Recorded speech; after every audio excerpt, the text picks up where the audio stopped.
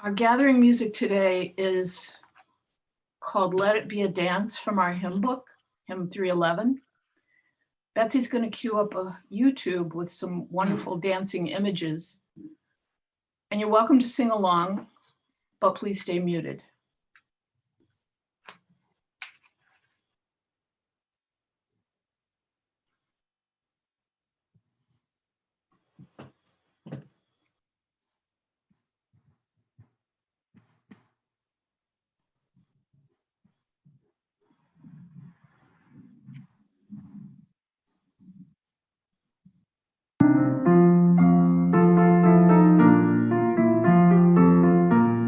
Let it be a dance we do. May I have this dance with you through the good times and the bad times too. Let it be a dance. Let a dancing song be heard. Play the music, say the word, and fill the sky with sailing birds. Let it be a dance, let it be a dance, let it be a dance. Learn to follow, learn to lead. Feel the rhythm, feel the need. To reap the harvest, plant the seed. Let it be a dance. Let it be a dance we do. May I have this dance with you through the good times and the bad times too. Let it be a dance. Everybody turn and spin. Let your body learn to bend. And like a willow with the wind, let it be a dance. Let it be a dance. Let it be a dance. A child is born, the old must die. A time for joy, a time to cry. Take it as it passes by. Let it be a dance. Let it be a dance we do. May I have this dance with you through the good times and the bad times too. Let it be a dance. Morning star comes out at night. Without the dark there is no light. If nothing's wrong, then nothing's right. Let it be a dance. Let it be a dance. Let it be a dance. Let the sunshine, let it rain. Share the laughter, bear the pain. And round we go again. Let it be a dance.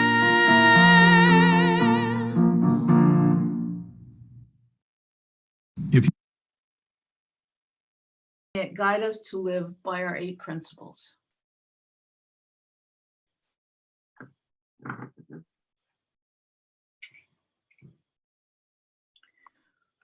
The opening words today are 2 poems, one very short, one a bit longer.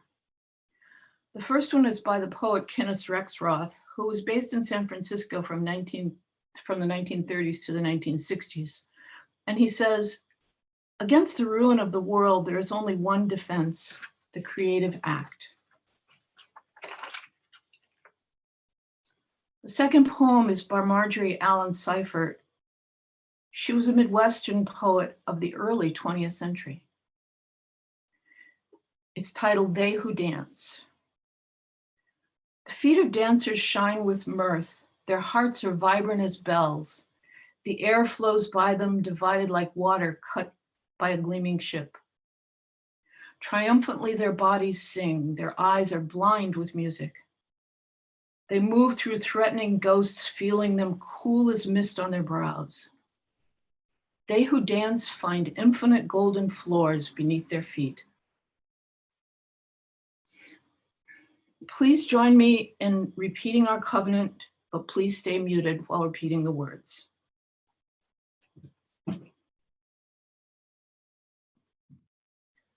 Love is the spirit of this congregation, and service is its prayer. This is our great covenant to dwell together in peace, to seek the truth in love, and to help one another.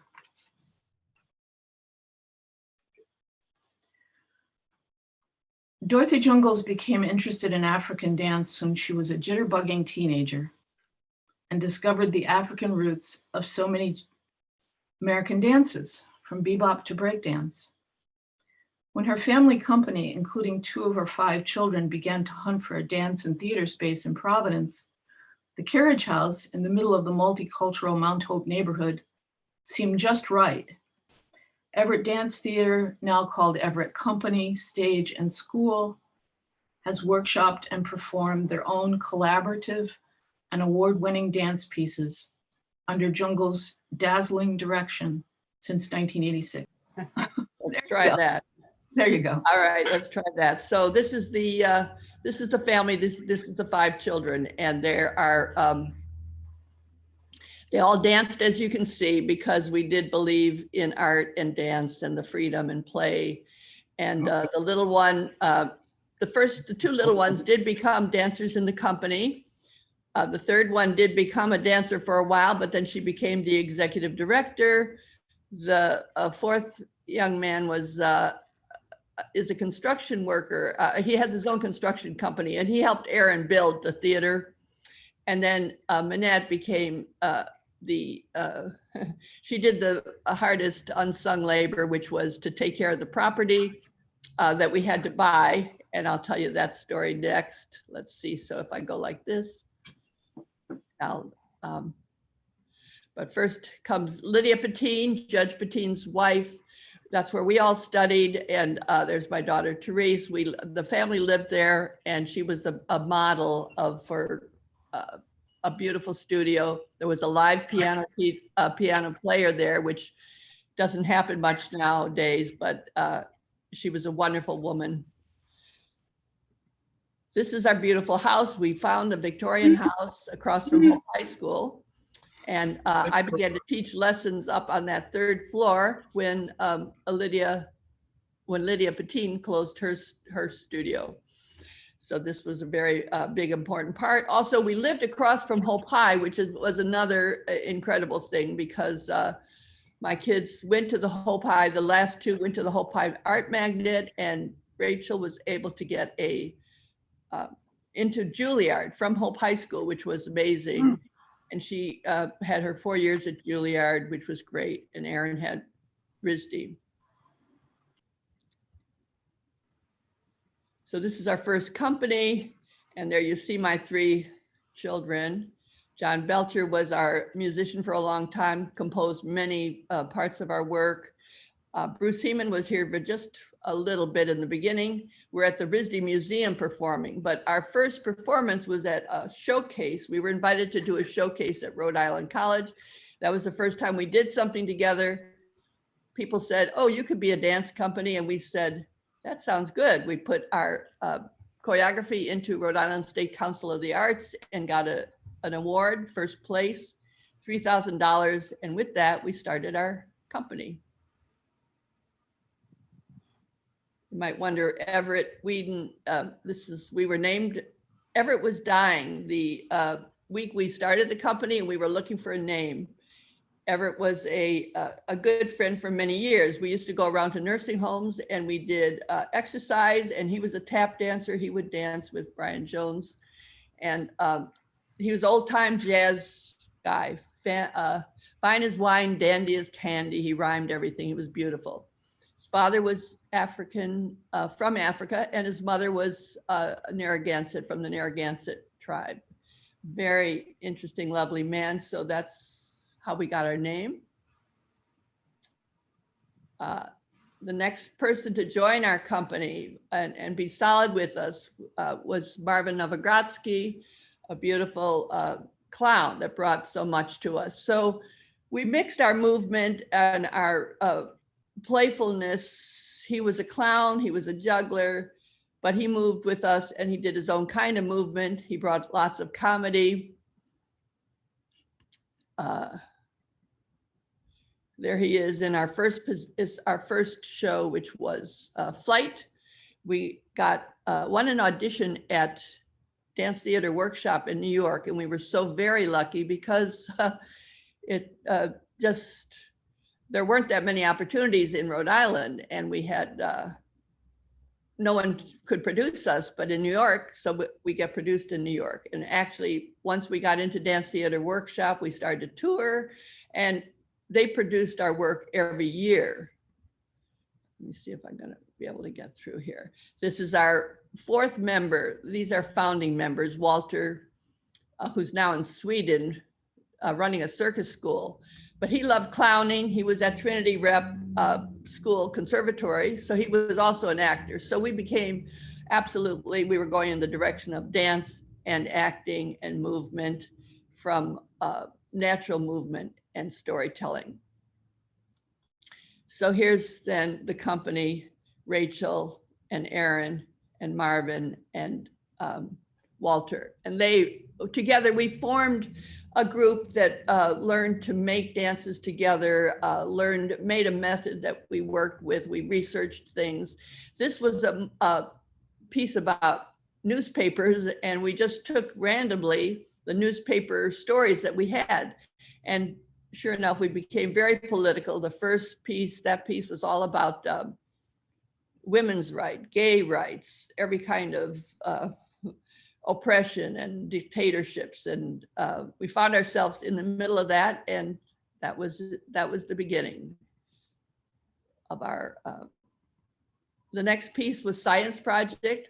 And again, we were researching. So Marvin studied Newton, Walter studied Einstein, and John Coltrane, who was a jazz scientist. Rachel studied Madame Curie, and Aaron Oppenheimer. So the piece became about these people, as well as became about the giant levers and all the physics things. We spent time in a physics teacher's classroom, and he advised us. Aaron read the real physics books. The rest of us read children's books, but we all played with the objects. Then we needed a place, and here comes the building then, my son Aaron and Mark, but Aaron mostly built this. We found this place. We said we need a place. There's no place to present dance, and now we've been in Dance Theater Workshop. There are only 90 seats. They get reviewed by the papers. They have a lot of attention because they're avant-garde work, and they just need a small space. So we found this place, a beautiful carriage house, and we're putting a lobby up here. The artists all helped build it, and then our family. And this is what it looked like inside. It was like an old garage, and up here was the hay barn. And Aaron, that first year, was so cold, and he was up there. He took the hay barn down all by himself, the loft, so we had the high ceilings for the lights for the theater. It was very wonderful. Let's see, there's another crazy picture. You can just see what it was like. Let's see what this one is. And then finally, when we bought it and got talked about, but not only this, we mortgaged that beautiful Victorian house you saw, because we had just finished paying for it, and we mortgaged it to buy this place, which also included an apartment building, and that's where Manette came in. She had to take care of all that and keep it rented so we could pay our mortgage. But it was wonderful to have it complete. So that's 11 minutes. If I just give a couple more finish, I'm getting to, there were different people in I showed you the actor performers. This is Leonard Smith, who was working for the Rhode Island Foundation when I first started doing this. And he talked to me about diversity, and he said, because I wanted it very badly. And he said, it doesn't just happen, you have to make it happen. Then he said, when you get people in, if you lose them, you've got to replace it. So if you want to stay diverse, you've got to work on that. And that was, I said, oh, if we could only have you, but the foundation had them. But oddly enough, when I went to Hope High looking for young people to diversify our company, it was his son that I did not know, because his son had a different name, joined us. And this, I'll finish with Eddie, who is our diversity. He started us with the street arts, which include acrobatics and hip hop. And we never left it. They were always our partners. He was an amazing guy. Once he came into our place, taught themselves on the streets with mattresses, and taught themselves how to flip. They were, I tell you, some of them looked like Olympic material. He was a Pied Piper. Kids came and followed him, and they were, it was a wonderful program. And then the next one, that's him as a fireman now. This kid, Sukhan from Laos, was our first break dancer. So he came along with Eddie. And I'll stop there, but that's just a little beginning of what we are today. We still have the hip hop, the vitality of that, and we still have our touring company. Thank you. Does anyone else except me want to hear 10 more minutes? I see a few hands and thumbs. Bunch of hands, thank you. Dorothy, Yeah. do you have 10 more All right. minutes?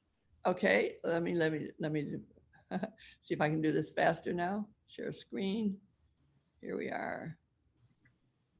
All right. Well, thank you. All right. So we go on to this story of diversity, because we always wanted difference. We always wanted diversity, you know, in every economically, socially, culturally, the richness of knowing so many people. And through Eddie and through SoCon, we got that program. Here's the acrobats he taught.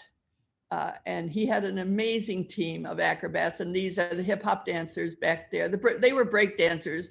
And we also hit the craze. It was the second craze of break dancers. So we opened our doors and kids flooded in. There would be 70 kids at times, some watching, some performing. And it was the most invigorating, enlivening world.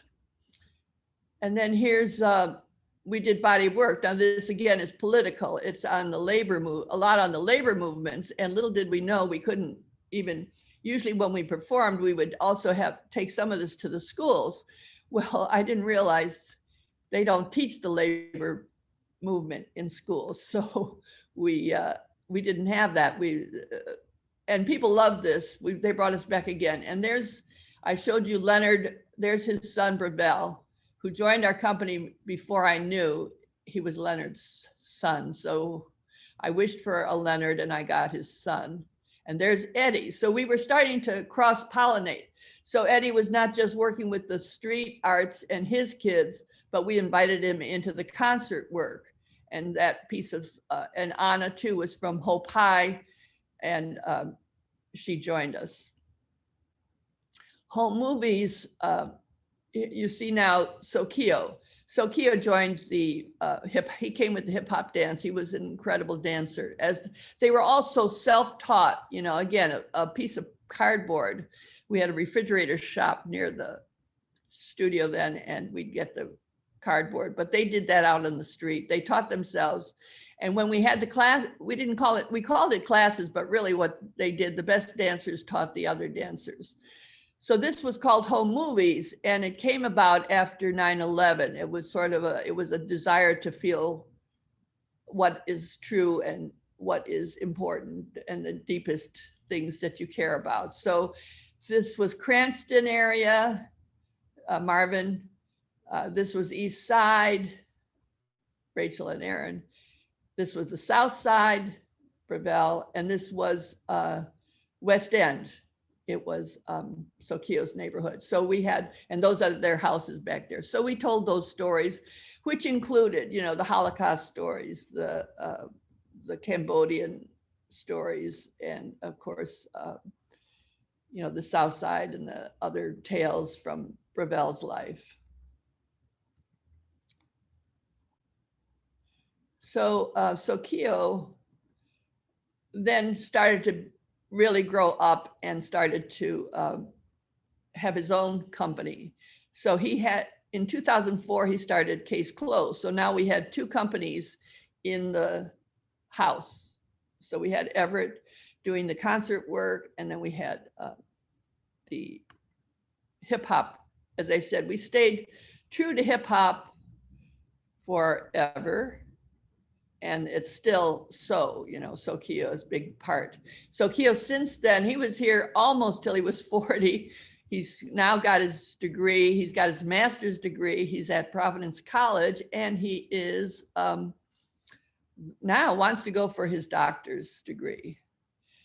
So another thing we came up with was the Friday Night Live, which is an improv troupe. So that's the third company we have, and a lot of our teachers are all part of it, and they're very funny. And I love this because when you do improv, you're all family, and you don't need to know, like, you know, you play each other's family, whatever you need in the moment, you become for each other. And it's an incredible, fun, just a fun way to be together in every kind of difference. And here's a fun idea. Her father is a famous Corvino, Mr. Corvino, taught at Juilliard. And of course, Mark Fisher was one of our lead dancers too in the hip hop. So we had a science conference in the carriage house, and we brought these people together. And that's always fun, you know, like here's this ballet dancer. She's been all over the world with ballet. Here's this break dancer that knows the streets, self-taught, and they're both studying the different parts of what do you call it, of what physics is going on with ballet or with breakdancing, and how do they resemble each other. Here's another idea of the worlds coming together. Brian and Mark would have challenge dances where he'd do 8 counts, and then Brian would do 8, or he'd do 16 and Brian would do 16, and they'd be talking to one another through their dances. Oh, and then we also moved on to the next piece is going to be the Brain Cafe. And I don't know if you can see the Dr. Charcot. We were studying the brain. So we did these brain cafes once a month. And you know, so if you look at this image here, you'll see Marvin taking that pose. If I can get it, maybe I can't.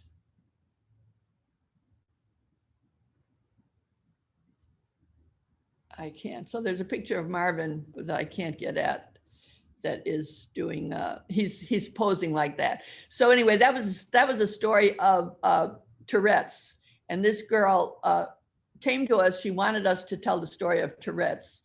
So we would once a month do these brain things. We had a locked in syndrome, we had Tourette's, we had ADHD, but she came and did her own role playing someone with Tourette's. And these are the people shocked, you know, not accepting her.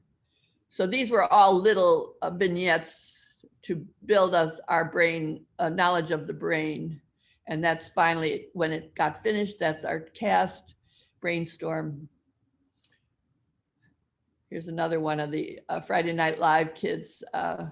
So much fun, so much laughter. And it kept the company together when we weren't performing. Here's touring. And then finally we got to, this one was on incarceration, mass incarceration. Aaron directed this, and it was very important to let people know about what's going on in our prisons. The last piece is called Good Grief, and you can find that. It's on YouTube, Good Grief at Everett's Good Grief. And that's a beautiful story where they, this time our collaborator was David Medeiros, who told us about IFS, which is called Internal Family Systems. And we literally went through therapy doing this. And some of the artists then afterwards took the course. And here's the last project I'm going to share. We built one more thing. There's my son, Mark, and Aaron again. And again, the people were helping us. This is a board member, Kathleen, who led us on with this new, so all the kids helping led us on to build this extension to the carriage house. So you can see we moved the doors so that the big doors would face the front, and then we wouldn't take the heat away from here. And so this little house is where I am right now, talking to you from. And here it is finished, so I'll stop there. Thank you for inviting me to do more. Now, stop sharing. Thank you. Thanks so much, Dorothy. That was wonderful to hear the history, and I can attest to the fact that I saw most of those pieces, and also that Friday Night Live, when it comes back, is the best bargain in the state. It's a night of improv, and it's just fall out of your seat funny. So, and as Dorothy said, you can find Good Grief on YouTube, and it's incredibly powerful. It's about dealing with grief, but grief of all kinds, losses from your life. So,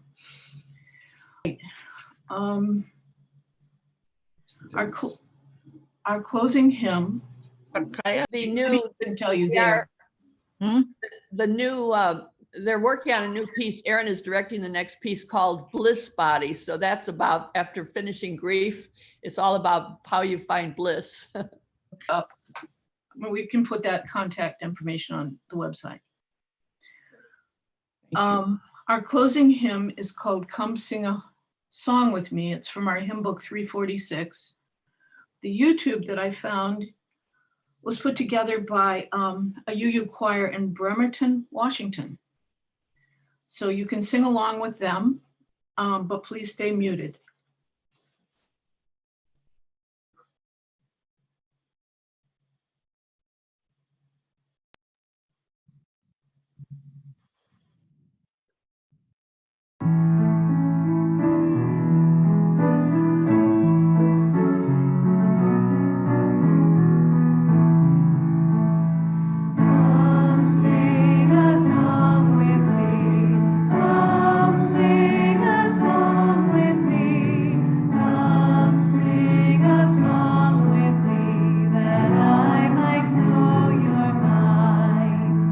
And I'll bring you home.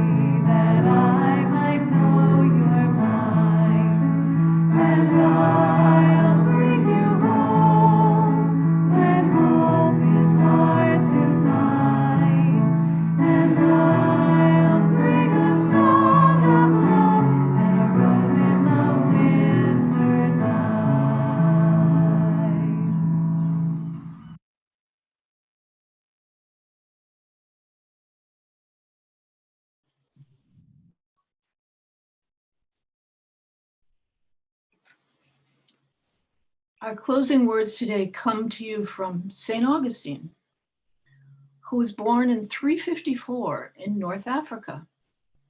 Perhaps that was his interest in dance.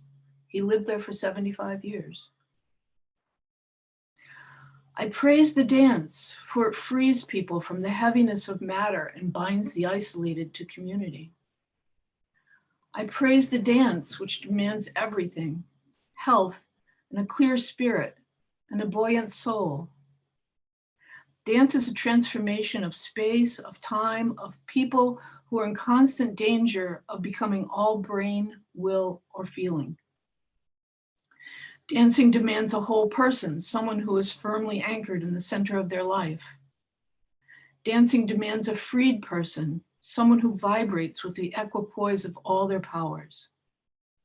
I praise the dance. O humankind, learn to dance, or else the angels in heaven will not know what to do with you.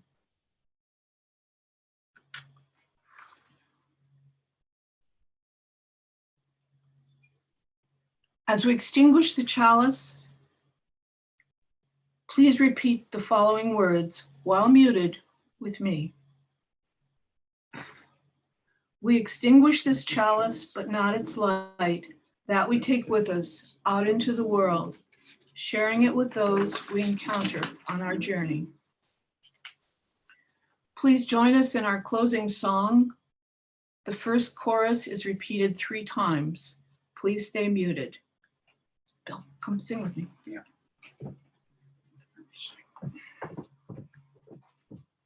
Hand. Carry the flame of peace and love until we meet again. Carry the flame of peace and love until we meet again.